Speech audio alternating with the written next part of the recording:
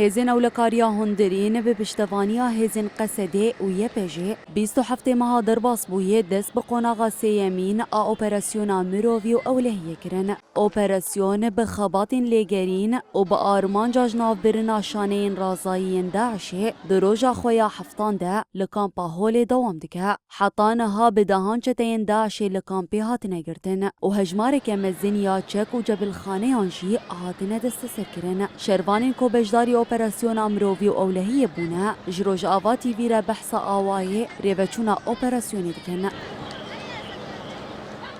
Wek bombe dest me ketin yên destan silah jî dest me ketin tünel jî hebûn tünelên bin erd hebûn zaten ev heft rojin hemla berdewam e bawekî serkeftî derbas dibe kar û xebatê hevalin baş e bawekî baş derbas dibe xwe ev zêdeyî di mehin de dî tiştên medenî yê sivîlan jî êriş kirin topbaran kirin wek cihê kerebê cihê sivîlan mekteb ev tiştana gî topbaran kirin em tu jarî wek bêjin tesîrê yan psikolojiya me bike yan qewetê me bike ev tu carî nigihane ev tiştî teedîl bidê me.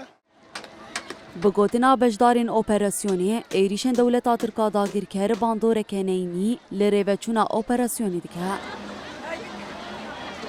Hatine buk basamat bikirin ji çetê fêreke çeteyên Daişê. Niha halê hazir em çi dikin? Niha em dimeşitînin. Em û hevalê me komensiyên avendî, hevalê me jin. Niha halê hazir temşîr dikin, em dikin man gadê, em silaha dikirin, em wekî dibêjin telefona dikirin, iPada dikirin. Tişta dikirin, tiştekî kartînin verdi. Mayîna em dikirin, em rokêta dikirin.